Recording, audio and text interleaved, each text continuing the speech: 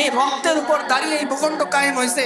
আজকে আমি আপনি কথা বলতে পারতেছি কত হাজারো মানুষের ঘুমের বিনিময়ে, কত হাজারো মানুষের রক্তের বিনিময়ে, কত হাজারো মানুষের পরিশ্রমের বিনিময়ে তারা যদি আবেগে হইতেন, যদি ক্ষমতাসীনদের বিরুদ্ধে না দাঁড়াইতেন, যদি তারা যুদ্ধ জিহাদ না করতেন, নিজের জীবনকে বিলিয়ে না দিতেন, নিজে কমফোর্ট জোন থেকে বেরিয়ে এসে যদি এক আল্লাহর জন্য জীবনকে উৎসর্গ না করতেন, হয়তো এরকমটা হয়তো মক্কার মুশরিকদের মতো আমরা আল্লাহর কথা বললে আমাদের টুটি চেপে ধরা হয়তো। এই ভূখণ্ড যদি 47-এর মাধ্যমে স্বাধীন না হইতো, জাহাজ রাদিয়াল্লাহু আনহু উহুদের ময়দানে এসে বলতেছেন, আল্লাহ আমি তোমার কাছে একটা দোয়া করি। কি বান্দা, কি দোয়া? বলতেছে, আল্লাহ আমি চাই তুমি আমাকে শক্তিশালী দুশমনের মোকাবেলা দান করে দিবা। পরের স্টেপ কি বলে, আল্লাহ আমি তার সাথে লড়াই করতে থাকবো, আমি চাই দুশমন লড়াই করতে করতে আমাকে শহীদ করে দেবে, এই পর্যন্ত ক্ষান্ত হবে না, সে আমার উপর রাগান্বিত হবে, ক্রোধান্বিত হবে, আমার নাক কাটবে, আমার কান কাটবে, আমার চোখ কাটবে, এগুলো ঝুলিয়ে রাখবে। কাল কিয়ামতের ময়দানে তুমি যখন প্রশ্ন করবা, হে আব্দুল্লাহ ইবনে জাহাশ কি আনছো আমার জন্য, আমি দেখাবো আল্লাহ উহুদের ময়দানে আমার অঙ্গগুলো তোমার রাস্তায় কেটে ঝুলিয়ে দেওয়া হয়েছিল। খাতাকার কে লিয়ে মাফি হে, গদ্দার কে লিয়ে কোই মাফি নেই। যে গুনাহগার তাকে আল্লাহ তাআলা মাফ করবেন, গদ্দার তাকে আল্লাহ তাআলা মাফ করবেন না। আমরাও একটা ছোটখাটো মিনি গদ্দার, যারা বলি আল্লাহ এই জমিনের মধ্যে তোমার দিন চাই, যারা বলি আল্লাহ এই জমিনের মধ্যে তোমার শরীয়ত চাই, যারা বলি আল্লাহ এই জমিনের মধ্যে আমরা ইসলাম পরিচয় ধারণ করে বড় হতে চাই, এই মানুষগুলো যখন চাকরির সুযোগ আসে তখন দাড়ি কেটে দিয়ে চাকরির লাইনে দাঁড়িয়ে যায়। কিয়ামতের দিন হামজা ইবনে আব্দুল মুত্তালিব উঠবেন, আব্দুল ইবনে জাহাশ উঠবেন, জাফর ইবনে আবু তালিব উঠবেন, আব্দুল ইবনে রাওয়াহা উঠবেন, সবাই উঠবেন। তার দেহের মধ্যে ক্ষত থাকবে, স্বয়ং রাসূল উঠবেন, তার চেহারায় আঘাত থাকবে, তার দাঁত ভাঙা থাকবে, তার মাথায় লোহার টুপি ঢুকে যাওয়ার আঘাত থাকবে, তার শরীর ছিন্ন বিচ্ছিন্ন ক্ষত বিক্ষত থাকবে, দেহের মধ্যে কত আঘাত আল্লাহ রাসূল সাল্লাল্লাহু আলাইহি ওয়াসাল্লাম দাওয়াত দিতে গিয়ে পাইছেন। আর তার চেহারার দিকে লক্ষ্য করে থুতু নিক্ষেপ করছে, ধুলি নিক্ষেপ করছে। তাইফের ময়দানে রাসূলকে ঢিল ছুটতে ছুটতে তার পা মোবারক জুতার সাথে আটকে গেছে। এই দুশমনের আঘাত থেকে বাঁচার জন্য তিনি যে একটু দ্রুত হাত পা চালাবেন সেই শক্তি তাকে নষ্ট করে দিয়েছে। এত আঘাত রাসূলকে করা হয়েছে। আরে রাসূলুল্লাহ সাল্লাল্লাহু আলাইহি সাল্লাম কিয়ামতের ময়দানে তার চেহারায় আঘাত নিয়ে উঠবেন, আমি আর আপনি ফেয়ার হ্যান্ডসাম মেখে উঠবো?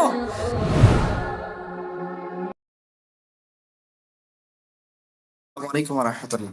আলহামদুলিল্লাহ ওয়াসসালাতু ওয়াসসালামু আলা রাসূলিল্লাহ ওয়া আলা আলিহি ওয়া সাহবিহি আজমাইন।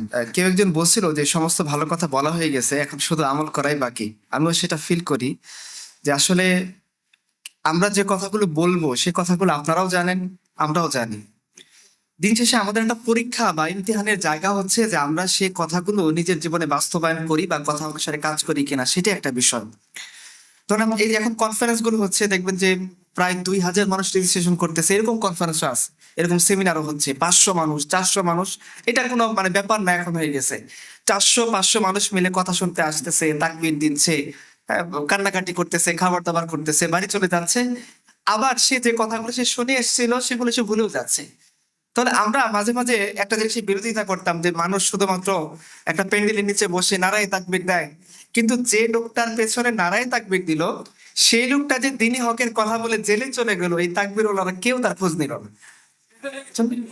তাকবীর দেওয়াটা ছিল নফল একটা ইবাদত, আপনি চাইলে তাকবীর দিতে পারেন, না চাইলে নাও দিতে পারেন। কিন্তু যে লোকটার কথা শুনে, যে মানুষটার কথা শুনে আপনি তাকবীর দিলেন, দ্বীনি হকের কথা শুনে আপনার মধ্যে উদ্দীপনা, জোশ আসলো, হ্যাঁ একটা কি বলে অনুপ্রেরণা আসলো, আপনি খুব জোরে তাকবীর দিলেন, কম্পন সৃষ্টি হলো, সেই লোকটাই যখন দ্বীনে হক বলার কারণে মাসের পর মাস, দিনের পর দিন আয়না ঘরে ঘুম থাকলো, তার পরিবারেরও আপনি খোঁজ দিলেন না, তার সন্তানেরও খোঁজ দিলেন না, তাকে দেখতেও গেলেন না। ইভেন তাকে আপনাকে যখন জিজ্ঞাসা করা হয় কোন একদিন, যদি ওই যে হারুন আঙ্কেলরা জিজ্ঞাসা করে যে আপনি কি তাকে চেনেন, আপনি বলবেন যে না, তাকে আমি নামই জানি না, আজকে আপনার কাছে প্রথম নাম শুনলাম, এরকম না? যীশু খ্রিস্ট যখন ধরা পড়লো, বাইবেলে লেখা আছে কথাগুলো, হ্যাঁ যীশু খ্রিস্ট ধরা পড়লো, তো যীশু খ্রিস্ট বলছিলেন, এটা আমি ঈসা আলাইহিস সালামের কথা বলতেছিলাম, আমি বারবার একজন যীশু শব্দ ব্যবহার করতেছি। যীশু খ্রিস্ট বলছিলেন তার 9 জন সাহাবী অনুসারীদেরকে যে দেখো তোমরা আমাকে আমার জীবদ্দশার সাথে কি বল করবে, অস্বীকার করবা। তো এটা তারা তখন মানতে পারে না, যেটা কি কি কথা বলতেছেন, আপনার উপর ঈমান আনছি, আপনার কথায় এখানে আসছি, লুকায় আসি, আপনার কথা মতো কাজ করতেছি, ইহুদীদের বিরুদ্ধে গেছি, আমরা জীবদ্দশায় আপনাকে অস্বীকার করবো? বলছে হ্যাঁ তোমরা জীবদ্দশায়। এবং একজনকে বলছিল যে মরুন 2বার ডাকার আগে তুমি আমাকে 2বার অস্বীকার করবা।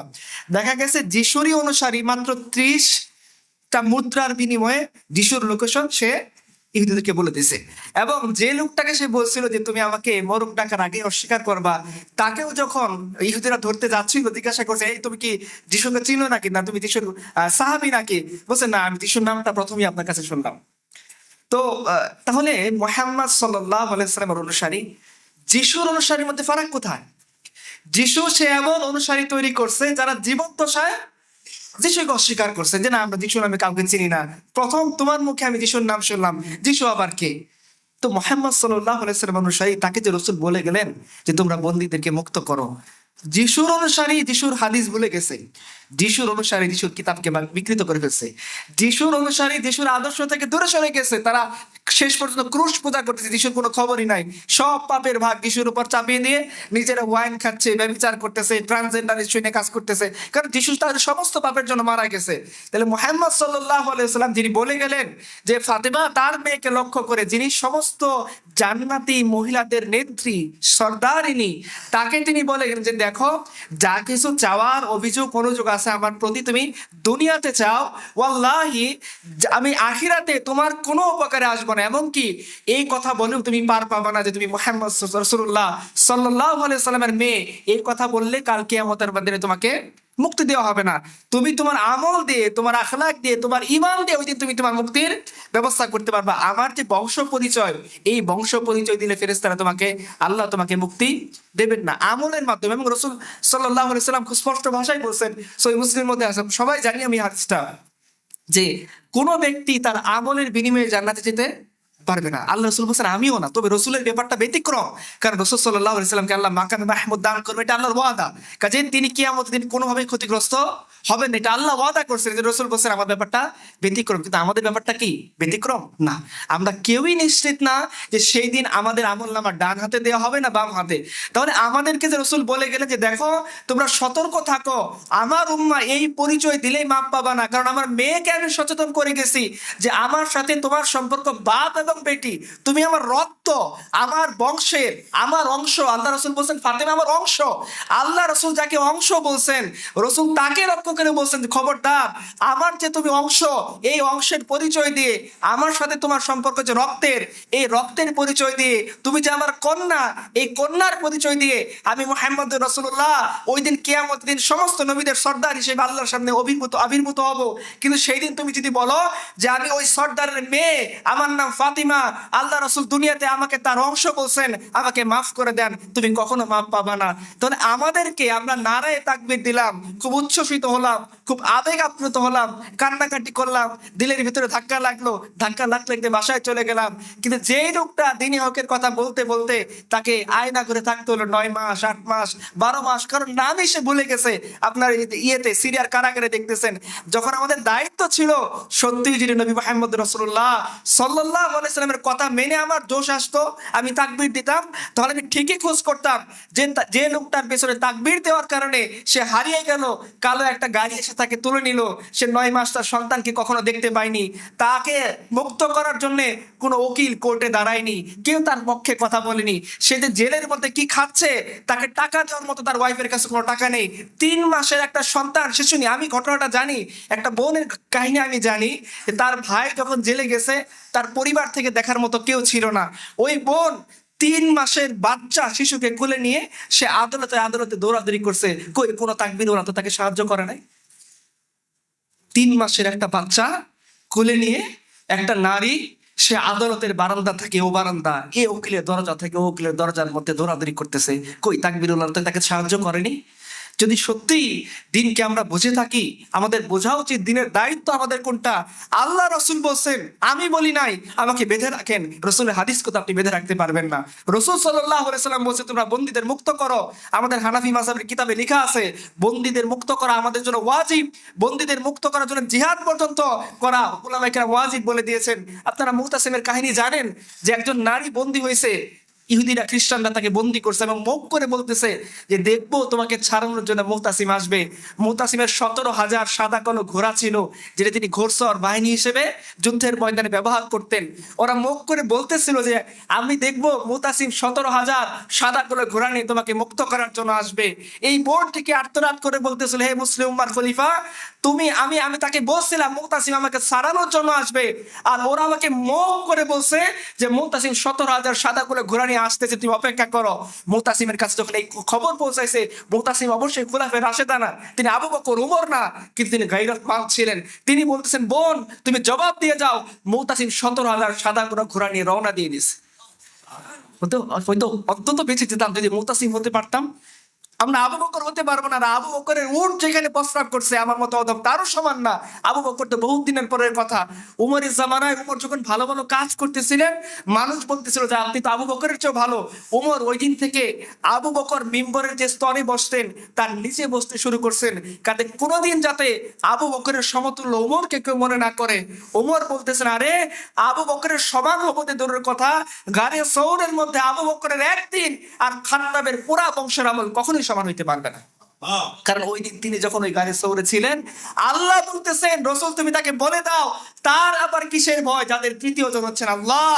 আবু বকরের সাথে আল্লাহ বলছেন আমি আবু বকরের সাথে আছি। আমি উমরের ব্যাপারে এরকম কোন কওল আল্লাহ তাআলা কোরআন নাযিল করেন।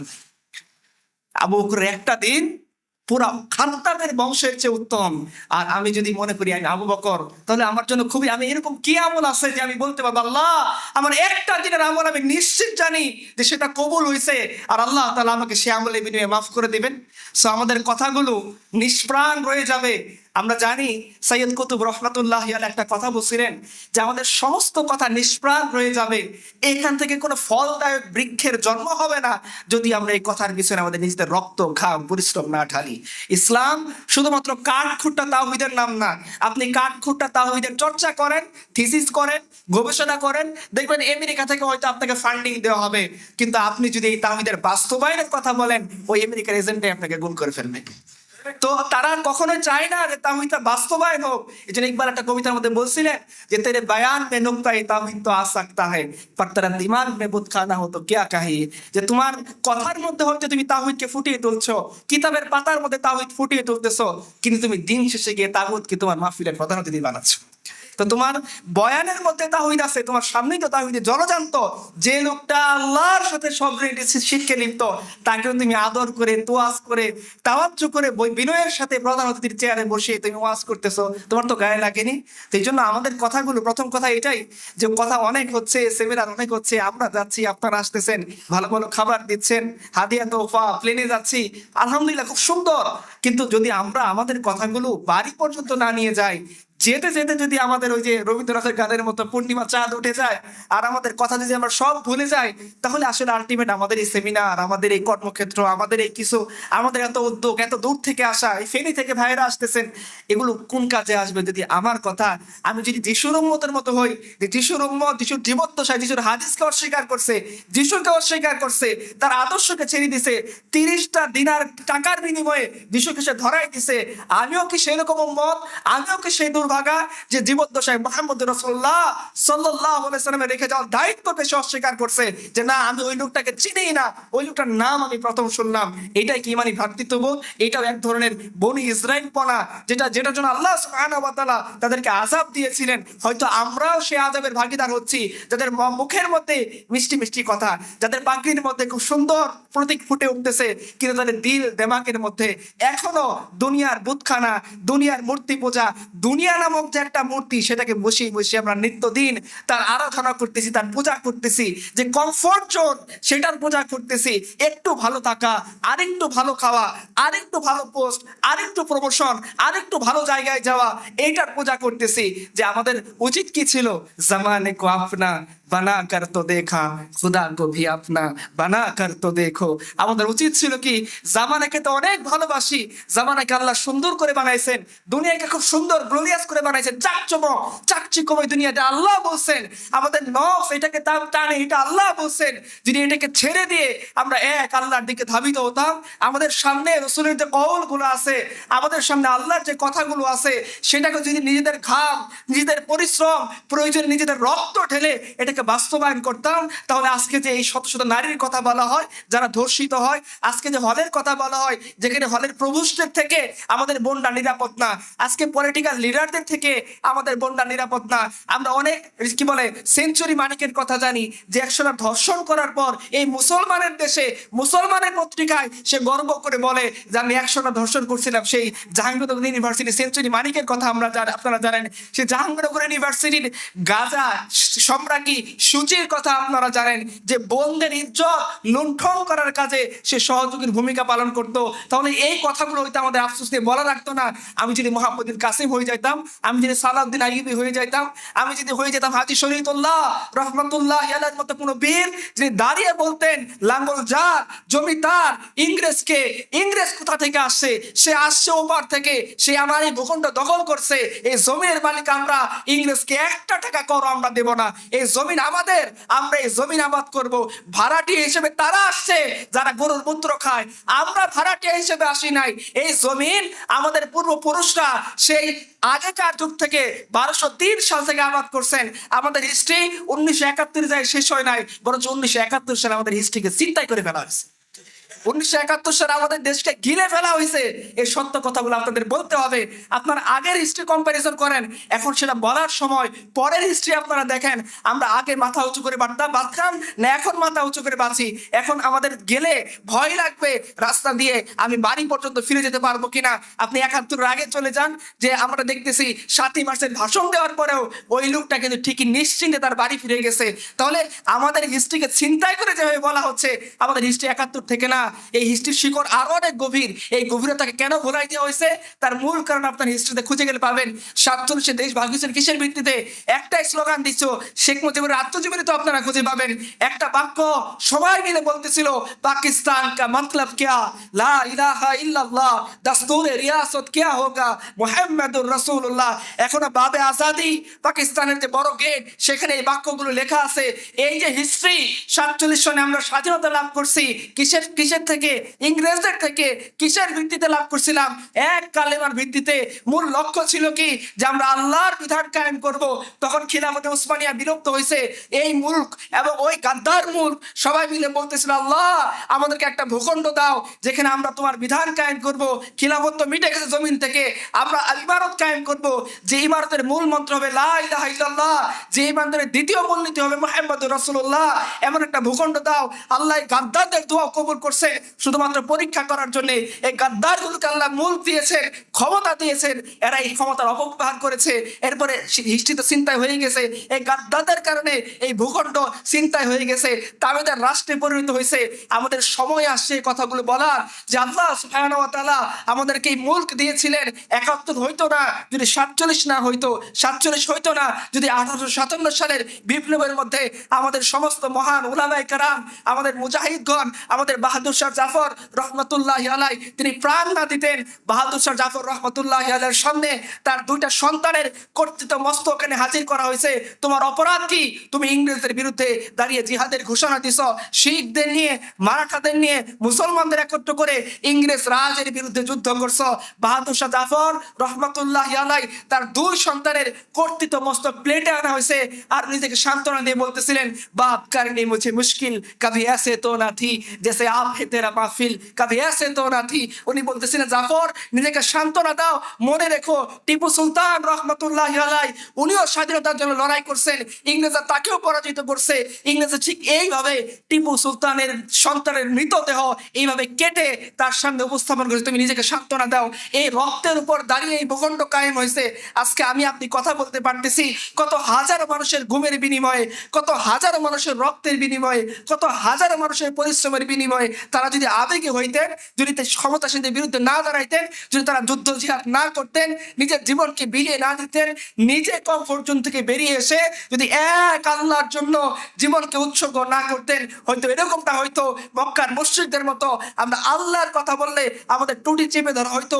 এই ভূখণ্ড যদি 47 মাধ্যমে স্বাধীন না হয়তো, আজকে হিন্দুস্তানের দিকে তাকিয়ে দেখেন, এই উত্তরপ্রদেশের এই তো 3 দিন আগের ঘটনা, শুধুমাত্র জোরে আজান দিছে 2 লাখ রুপি জরিমানা করছে, মসজিদ ঘুরিয়ে দিচ্ছে, বেহুদা বলতেছে এই মসজিদের নিচে মন্দির ছিল, বাস মসজিদকে ভাগ বাটোয়ারা করে দেওয়া হয়েছে। উত্তরপ্রদেশে আরেকটা মসজিদে দেখলাম দোতলা দেওয়া হয়েছে পূজার জন্য, নিচতলা দিছে মন্দিরের জন্য। খুব সুন্দর এই এই দৃশ্য আমরা দেখতেছি। এই যে আজকে আপনি আমি কথা বলতে পারতেছি, আজকে আপনি আমি এখানে আলোচনা করতে পারতেছি, অন্তত নামাজটা তো পড়তে পারতেছি, এটার পিছনে আমাদের পূর্বসূরীদের অবদান আছে।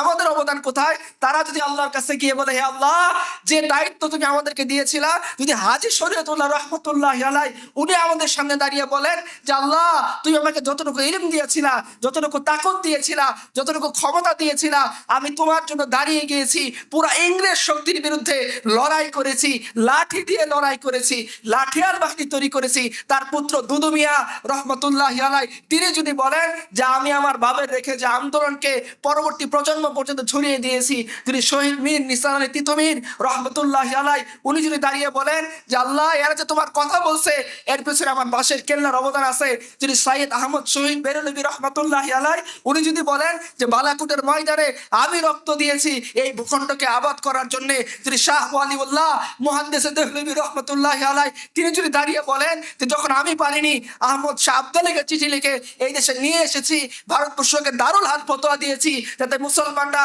বুঝতে পারে তাদের দায়িত্ব কি, এতগুলা চাক্ষুষ প্রমাণ থাকা সত্ত্বেও যদি আমাদের এই কাজগুলো আমলে পরিণত না করি, কথাগুলো আমলে পরিণত না করি, কাজ না করি, দিনের জন্য যুদ্ধ জিহাদ, দিনের জন্য মুজাহাদা, দিনের জন্য দাওয়া, দিনের জন্য নিজের কোরবানি করা, কমফোর্ট জোন থেকে বেরিয়ে আসা, পরিবার পরিজন নিয়ে চিন্তা না করে পরিবার পরিজনের সাথে দিনকে নিয়ে চিন্তা করা, সেই স্লোগানের কথা চিন্তা করা, যে স্লোগানের জন্য আপনারা জানেন যে হিন্দুস্তান থেকে ট্রেনগুলো যখন শিখদের অধ্যুষিত পাঞ্জাব পেরিয়ে পাকিস্তান যাচ্ছিল, 70,000 নারীকে তারা ধর্ষণ করছে, 3 লাখ বান্দাকে তারা জবাব করে দিছে। কি এটার মূল্য ছিল? একটা কবি খুব আফসোস করে বলছিলেন, দিল পে হাত রাখ সাত সাত দাস হ্যাঁ মুসলমান কা মতলব क्या इश्क नबी नहीं सीने विच वतरास ईमान का मतलब क्या उस हिंदुस्तानी टीका से इस हजरत बंग का मतलब क्या जिस जमीन पे पाक नबी का इज्जत नहीं उस हजरत बंग का मतलब क्या। যে আমাদের ওই হিন্দুস্তানি তো ভালো ছিল, আমরা নরেন্দ্র মোদীর বান্দা হয়ে দুনিয়াতে জীবন কাটাইতাম, আমরা বলছিলাম আমরা আল্লাহ তোমার বান্দা, আমাদেরকে আলাদা ভূখণ্ড দাও, আমরা আলাদাভাবে কাজ করব। আমাদের পূর্বপুরুষরা বলছিল আমাদেরকে স্বাধীনতা দাও, আমরা তোমার দিনের জন্য কাজ করব, তোমার জন্য লড়াই করব, এক ইসলাম পরিচয়কে ধারণ করব, দস্তুরে রিয়াসত মুহাম্মদ রাসূলুল্লাহ বানাবো।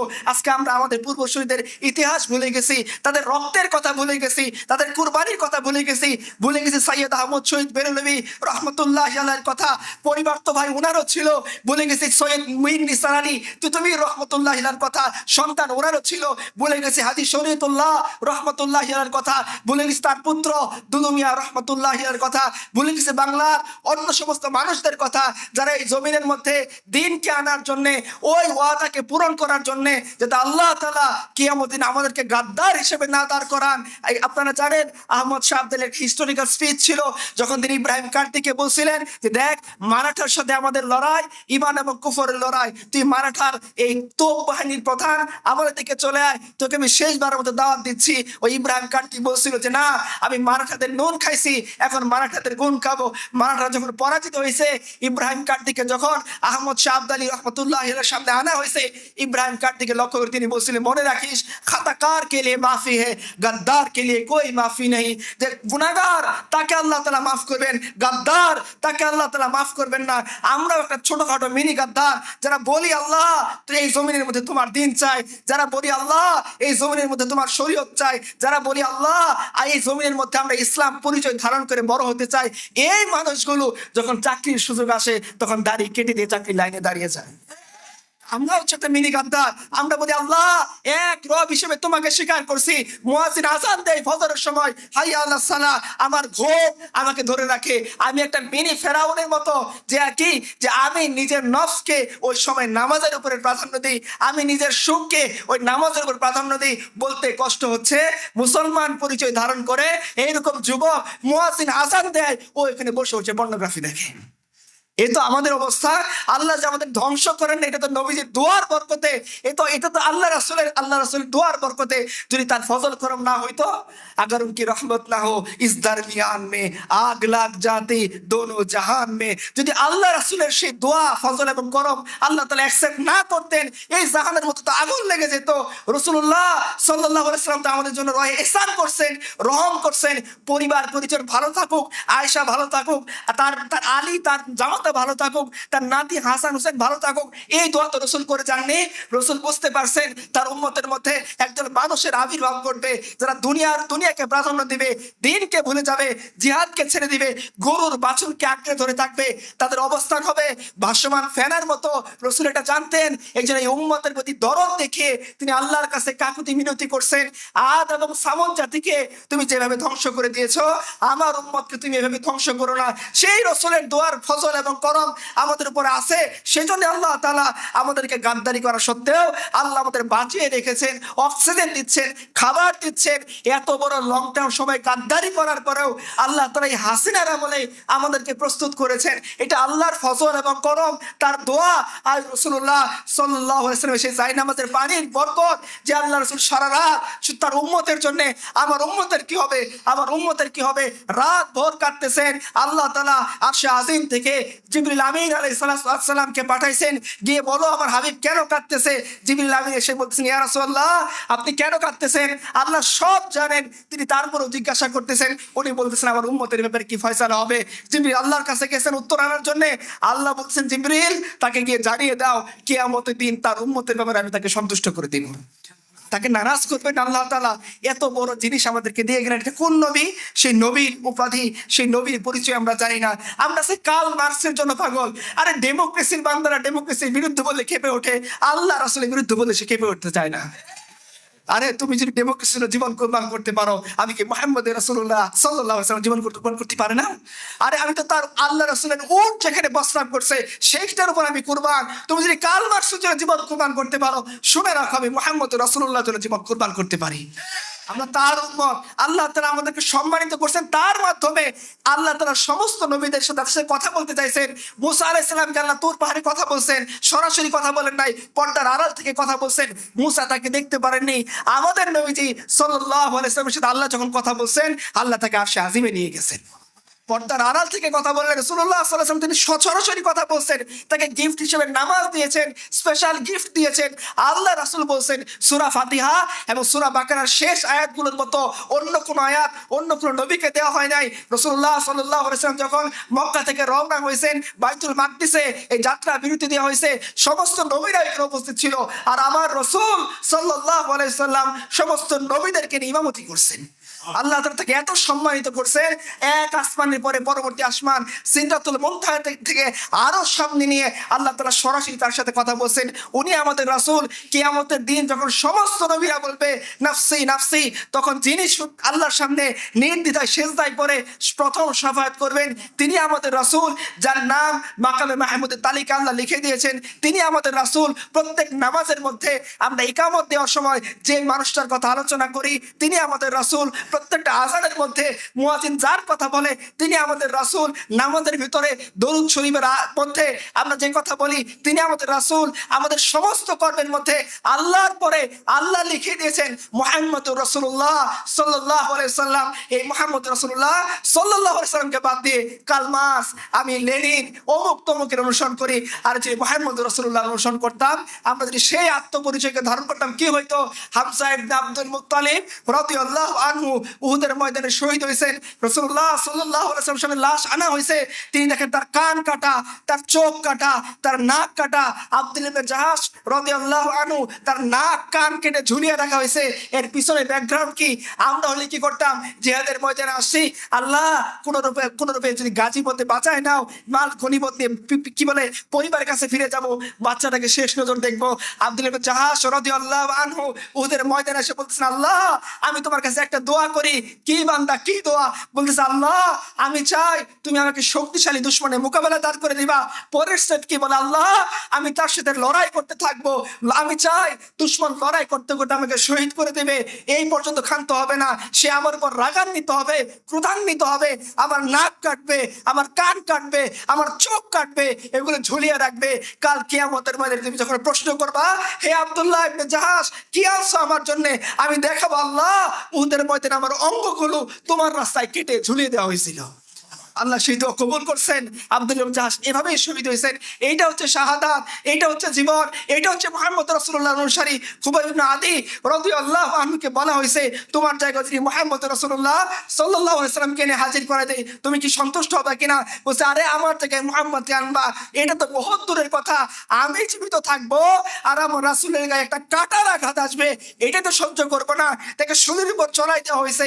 আমরা হলে কি করতাম, হাই হাই জীবনটা চলে গেল, যৌবনটা চলে গেল, আর কিছুদিন পরে চাকরি প্রমোশন পাইতাম, বেতনটা বাড়তো, একটা গাড়ি পাইতাম, জীবনটা চিল করতাম। উনি বলছে আরে ওয়ালাস্তু বালিহিনা ওয়া খুতাল মুসলিমান আলা আইয়ি জানবিন কানা লিল্লাহি মাসরাই ওয়া যালিকা ফি যাতিল ইলাহি ওয়া ইয়াশা ইউবারিক আলা সালিহিন মিন মুমাসসাই।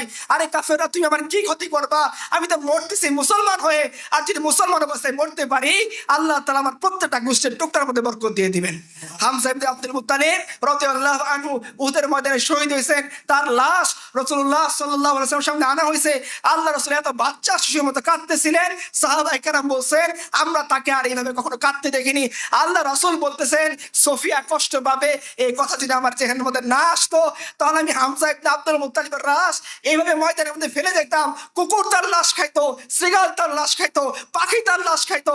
কিয়ামতের ময়দানে আল্লাহ যখন জিজ্ঞাসা করতো হে হামজা ইবনে আব্দুল মুত্তালিব কি নিয়ে তুমি আসছো, আমি দাঁড়িয়ে বলতাম আল্লাহ দেখো হামজা ইবনে আব্দুল মুত্তালিবের হাত পাখির ওইখান থেকে আসতেছে, তার চোখ কুকুরের ওইখান থেকে আসতেছে, তার দেহ ফেলে দেওয়া হয়েছে, তার কলিজা চিবিয়ে খাওয়া হয়েছে, এই হচ্ছে হামজা ইবনে আব্দুল মুত্তালিব। রাসূল কাঁদতেছেন, তিনি বেচাইন, তিনি অস্থির। আল্লাহ তাআলা তাই রাসূলের কষ্ট দেখে জিবরিল আমিনকে পাঠাইছেন। জিবরিল আমিন আলাইহিস সালাম এসে বলছে আল্লাহ রাসূল আপনি শান্ত হন, আল্লাহ আসমানবাসীদের উপরে লিখে দিয়েছেন হামজা আল্লাহর সিংহ, আল্লাহ রাসূলের সিংহ। এই না মৃত্যু, এই না জীবন, এই না মুহাম্মদ রাসূলুল্লাহ সাল্লাল্লাহু আলাইহি ওয়াসাল্লাম অনুসারী সাদ ইবনে মুআয রাদিয়াল্লাহু আনহু মারা গেছেন। আল্লাহ রাসূল খুব দ্রুত পা চালাচ্ছেন, সাহাবাগণ বলছে ইয়া রাসূলুল্লাহ এত দ্রুত কেন যাচ্ছেন? বলতেছে আরে হানজালাকে ফেরেশতারা গোসল দিয়েছে, আমরা পারিনি, আমার আশঙ্কা হচ্ছে হয়তো সাদ ইবনে মুআযকে আল্লাহ তাআলা ওইভাবে ফেরেশতা পাঠিয়ে গোসল করাই দিবেন, তাড়াতাড়ি চলো। সাহাবাগণ বলতেছে যে আমরা হাঁটতেছি এত দ্রুত আমাদের জুতা ছিঁড়ে গেছে। আল্লাহ রাসূল এত দ্রুত গেলেন, গিয়ে দেখেন তার কওমের লোকেরা তাকে গোসল দিচ্ছে। রাসূলুল্লাহ সাল্লাল্লাহু আলাইহি ওয়াসাল্লাম বলতেছেন আরে শুনে রাখো সাদ ইবনে মুআযের মৃত্যুতে আল্লাহর আরশ কেঁপে উঠছে। এই না মৃত্যু। রাসূলুল্লাহ সাল্লাল্লাহু আলাইহি ওয়াসাল্লাম সাহাবীরা তার লাশ নিয়ে যাচ্ছেন, বলছে ইয়া রাসূলুল্লাহ লাশ কেন এত হালকা লাগতেছে, মওতের পরে তো লাশ ভারী হয়ে যায়, ওজনদার হয়, কেন তার লাশকে ভারী লাগতেছিল? বলছে আরে আমি যা দেখি তোমরা তা দেখো না, আমি যা শুনি তোমরা তা শোনো না, আমি দেখতেছি সাদ ইবনে মুআযের লাশ বহন করার জন্য আসমান থেকে ফেরেশতা নাজিল হয়ে গেছে। এই না মৃত্যু। নাহনু আউলিয়াউকুম ফিল হায়াতিদ দুনিয়া ওয়া ফিল আখিরাহ। একদল বান্দা মরতে থাকবে, জান্নাত থেকে ফেরেশতা আসবেন, আসমান থেকে রহমতের ফেরেশতা আসবেন, বলবে ভয় পেও না, আমরা ফ্রেন্ডস, আমরা একে অপরের বন্ধু, চলো তোমাকে জান্নাতের দিকে নিয়ে যাওয়া পর্যন্ত, জান্নাতের দরবারে না পৌঁছানো পর্যন্ত আমরা ক্ষান্ত হব না, আমরা চিরস্থায়ীভাবে তোমার সাথে থাকবো যতক্ষণ না তুমি জান্নাত পর্যন্ত পৌঁছাইতে পারতেছো। এটা একটা মৃত্যু। আরেকটা মৃত্যু হচ্ছে কি আপনি হাসতেছেন, খেলতেছেন, গান গাইতেছেন, নাকের মধ্যে কানের মধ্যে ইয়ারফোন লাগানো, মজ মাস্তি করতেছেন, মারা গেছেন, এই অবস্থায় আপনি কিয়ামতের দিন উঠবেন। কিয়ামতের দিন হামজা ইবনে আব্দুল মুত্তালিব উঠবেন, আব্দুল ইবনে জাহাশ উঠবেন, জাফর ইবনে আবু তালিব উঠবেন, আব্দুল ইবনে রাওয়াহা উঠবেন, সবাই উঠবেন। তার দেহের মধ্যে ক্ষত থাকবে, স্বয়ং রাসূল উঠবেন, তার চেহারায় আঘাত থাকবে, তার দাঁত ভাঙা থাকবে, তার মাথায় লোহার টুপি ঢুকে যাওয়ার আঘাত থাকবে, তার শরীর ছিন্ন বিচ্ছিন্ন ক্ষত বিক্ষত থাকবে, দেহের মধ্যে কত আঘাত আল্লাহ রাসূল সাল্লাল্লাহু আলাইহি ওয়াসাল্লাম দাওয়াত দিতে গিয়ে পাইছেন। আরে তার চেহারার দিকে লক্ষ্য করে থুতু নিক্ষেপ করছে, ধুলি নিক্ষেপ করছে। তাইফের ময়দানে রাসূলকে ঢিল ছুটতে ছুটতে তার পা মুবারক জুতার সাথে আটকে গেছে। এই দুশমনের আঘাত থেকে বাঁচার জন্য তিনি যে একটু দ্রুত হাত পা চালাবেন সেই শক্তি তাকে নষ্ট করে দিয়েছে। এত আঘাত রাসূলকে করা হয়েছে। আরে রাসূলুল্লাহ সাল্লাল্লাহু আলাইহি সাল্লাম কিয়ামতের ময়দানে তার চেহারায় আঘাত নিয়ে উঠবেন, আমি আর আপনি ফেয়ার হ্যান্ডসাম মেখে উঠবো? আমি সেই রসুলের সামনে দাঁড়িয়ে কি বলবো? যখন আল্লাহ আমাকে জিজ্ঞাসা করবেন আব্দুল্লাহ ইবনে জাহাশের মতো যে তুমি আমার জন্য কি আনছো? আল্লাহ এই তো ফেয়ার অ্যান্ড হ্যান্ডসাম আনছি, সারা জীবন এটা মাখছি, বিউটি পার্লারে গিয়ে নিজেকে পার্লার করে খুব সুন্দর করছি, মেয়েদের সামনে দেখানোর জন্য নিজের সিক্স প্যাক বডি বানাইছি। এই সিক্স প্যাক বডি তোমার জন্য লাগাইনি, এই সিক্স প্যাক এই দেহ তোমার জন্য ক্ষয় করিনি, এই রক্তের একটা ফোঁটা তোমার জন্য ব্যয় হয়নি, এক ফোঁটা ঘাম তোমার রাস্তায় ফি সাবিলিল্লাহ ব্যয় হয়নি। এভাবেই তোমার সামনে আসছি। এটাও একটা জীবন আর ওইটাও একটা জীবন, যে জীবনের পরে আল্লাহ তাআলা আসমানবাসীদের উপরে লিখে দেন যে এটা আল্লাহর সিংহ, আল্লাহ রাসূলের সিংহ। ওইটাও একটা মৃত্যু, ওইটাও একটা জীবন, যে মৃত্যুর পরে আল্লাহ তাআলা রাসূলকে জানিয়ে দেন যে তার মৃত্যুতে আল্লাহর আরশ কেঁপে উঠছে। ওইটাও একটা মৃত্যু, যে মৃত্যুর পর আল্লাহর রহমতের ফেরেশতা পাঠিয়ে দেন। আর আমরা দেখতে পাই যে রাসূলুল্লাহ সাল্লাল্লাহু আলাইহি ওয়াসাল্লাম সাহাবী হানজালাকে ফেরেশতারা গোসল করে দিয়েছে। এটাও একটা মৃত্যু, এটাও একটা মৃত্যু। যে উমর মারা যাচ্ছেন, উমর কাকে বলে? যাকে দেখলে শয়তান ভয় পায়। এত বড় আমলদার তিনি। আমাদের রাসূলুল্লাহ সাল্লাল্লাহু আলাইহি সাল্লাম কিয়ামতের ময়দানে যাদেরকে পেশ করবেন আল্লাহর সামনে, পেশ করার মতো আমল যারা আছে, সে তো আবু বকর, সে তো উমর, সে তো উসমান, সে তো আলী। এই উমরের মতো সাহাবী যাকে রাসূলুল্লাহ সাল্লাল্লাহু আলাইহি সাল্লাম বলছিলেন যে আমার পরে কেউ যদি নবী হইতো সে হয়তো উমর। এই উমর মারা যাচ্ছেন, তিনি আব্দুল্লাহ ইবনে উমর, তার ছেলের কোলে মাথা রাখা, তিনি তার শেষ নিঃশ্বাস ত্যাগ হয়ে যাবে। এই মুহূর্তে তিনি তার ছেলেকে বলতেছেন, উমর বলতেছেন, যাকে উপর আল্লাহ সন্তুষ্ট, যার উপর আল্লাহ রাসূল সন্তুষ্ট, যার উপর ফেরেশতারা সন্তুষ্ট, যার নাম আসমানবাসীরা জানে, যার নাম জমিনবাসীরা জানে, যার নাম কিয়ামত পর্যন্ত আনেওয়ালা প্রত্যেকটা মুমিন মুসলমান জানবে, কাফেররাও জানবে। এই উমর বলতেছেন তার ছেলেকে, ও আমার ছেলে, আমার মাথাটা মাটিতে রাখো যাতে আমার এই অসহায় অবস্থা থেকে আল্লাহ আমার উপর রহম করে। উমর ভয় নিয়ে আছেন যে কি অবস্থায় তিনি আল্লাহর সামনে দাঁড়াবেন। এমন অবস্থায় তিনি আল্লাহর সামনে দাঁড়াইতে চান যাতে আল্লাহ তার উপর রহম করে। আজকে মুহাম্মদের অনুসারে এমন অবস্থায় দাঁড়াইতে চায় যাতে তার উপর কাল মার্চ সন্তুষ্ট থাকে। কাল মার্চ আর খুদা এক বান্দেগি খুদাই, এক বান্দেগি গাদাই, ইয়া বান্দায়ে খুদাবান, ইয়া বান্দায়ে জামানা। অপশন তো দুইটা, ইয়া উম্মতে মুসলিমা, হয় তুমি আল্লাহর বান্দা হবা আর নয়তো দুনিয়ার গোলাম হবা, হয় বুতখানার গোলাম হবা, নয় কাবার যে রব তার গোলাম হবা। কাবার রবের গোলাম হইলে আল্লাহ তাআলা জান্নাতুল ফিরদাউস দিবেন, নবীজির সাথে একসাথে থাকার তৌফিক দান করবেন। আর তা না হয়ে আমি আপনি যদি দিনকে বিকৃত করার চেষ্টা করি, দিনের যে মূল আদর্শ সেটা থেকে দূরে সরে যীশু খ্রিস্টের উম্মতের মতো, যীশু খ্রিস্টের সাহাবীর মতো আল্লাহ এবং তার রাসূলের সাথে জীবন দশায় নাফরমানি শুরু করি, সেই জিল্লতের মৃত্যু আমাদের হবে। যে জিল্লতের মৃত্যু আমরা ইতিপূর্বে দেখে এসেছি। কত মানুষ রাস্তাঘাটে পড়ে মরে থাকে, তাকে দাফন কাফন করার কেউ নাই, নাম পরিচয় জানার মতো কেউ নাই। হ্যাঁ, এটা একটা মৃত্যু, যে মৃত্যু আমাদের অনেক ইমামদের হয়েছে। কিন্তু এরকম মৃত্যু যে মৃত্যুর পর ফেরেশতারা নেমে আসবেন, এইটা একটা মৃত্যু। ফেরেশতারা ইস্তেকবাল করবেন, তার রূহকে বলবেন আসো আমরা আল্লাহর কাছে নিয়ে যাব। আল্লাহর কাছে নিয়ে যাবেন, যখন যেতে থাকবেন আসমানে আসমানে এত সুগন্ধি ছড়াবে, প্রত্যেকটা ফেরেশতারা বলবে এটা কার রূহ? ফেরেশতারা বলবে এটা অমুকের ছেলে, অমুকের রূহ। আরেকটা মৃত্যু, যে মৃত্যুর পর এই রূহ বের হতে চাইবে না, তাকে টেনে হিসড়ে বের করা হবে। এই রূহকে যখন খসখসে কাপড়ের মধ্যে নিয়ে যাওয়া হবে, প্রত্যেকটা আসমানের স্তরে স্তরে এত দুর্গন্ধ ছড়াবে। ফেরেশতা বলে ছি ছি, এই দুর্গন্ধ কার? বলা হবে অমুকের ছেলে, অমুকের। আসমানের দরজা বন্ধ করে দেওয়া হবে। আল্লাহ বলেন তার আমলটাকে জমির নিচে পুঁতে রাখো, এর কোনো দাম নাই। এইটাও একটা মৃত্যু। এখন আমাদের সামনে চয়েস, আমরা কার্ল মার্কসের উম্মত হয়ে মরতে চাই, আমরা আব্রাহাম লিঙ্কনের উম্মত হয়ে মরতে চাই, আমরা মিশেল ফুকোর উম্মত হয়ে মরতে চাই, না আমরা মুহাম্মদ রাসূলুল্লাহ সাল্লাল্লাহু আলাইহি সাল্লামের উম্মত হয়ে মরতে চাই। যদি আমরা আল্লাহ রাসূলের উম্মত হয়ে মরতে পারি, আল্লাহ আমাদেরকে সেই মৃত্যু দেবেন যে মৃত্যু হামজা ইবনে আব্দুল মুত্তালিবকে দিয়েছিলেন। আল্লাহ আমাদেরকে ওইভাবে সম্মানিত করবেন যেভাবে তিনি হায়দারে কাররার আলী রাদিয়াল্লাহু আনহুকে সম্মানিত করেছিলেন। আল্লাহ ওইভাবে আমাদেরকে সম্মানিত করবেন যেভাবে তিনি মুসআব ইবনে উমাইরকে সম্মানিত করেছিলেন। আল্লাহ ওইভাবে সম্মানিত করবেন যেভাবে তিনি আব্দুল্লাহ ইবনে যায়েদকে তিনি সম্মানিত করেছিলেন। তিনি জিজ্ঞাসা জাবির ইবনে আব্দুল্লাহকে, জাবির ইবনে আব্দুল্লাহ এমন সাহাবী, রাসূলুল্লাহ সাল্লাল্লাহু আলাইহি ওয়াসাল্লাম বলেন যে আল্লাহ তাআলা সমস্ত মানুষের সাথে পর্দার আড়ালে কথা বলেন। ও জাবির, তোমার পিতা আব্দুল্লাহর সাথে আল্লাহ সরাসরি কথা বলছেন। হয়তো আমরা সেই সৌভাগ্যবান বান্দা হতে পারবো যদি আমরা কি করতে পারি, সেই আল্লাহর দিনের দিকে ফিরে আসতে পারি। দিনকে বিকৃত করে এক দিনের তরিকায় যদি দিনের জন্য বিজয়ের জন্য কাজ করতে পারি, যে রসুলের বরত্বকে অনুধাবন করে সেই রসুলের উম্মত হিসেবে নিজের পরিচয়কে জাগ্রত করতে পারি, যদি এক আল্লাহর বান্দা হিসেবে জমিনের মধ্যে দাঁড়িয়ে বলতে পারি হয় শরিয়া নয় শাহাদা, হয় শরিয়া নয় শাহাদা, রক্ত বিন্দু দিয়ে ইয়া আল্লাহ তুমি সাক্ষী থাকো, আমরা বলতেছি শেষ রক্ত বিন্দু দিয়ে আমাদের শেষ পরিচয়টা মুসলমান হিসেবে আমরা দুনিয়া থেকে চলে যাব। আর এমন অবস্থায় চলে যাব যে আমার রূহ বলতেছে আল্লাহ হয় তোমার শরিয়া নয় শাহাদা, হয় শরিয়া। তাকবীর।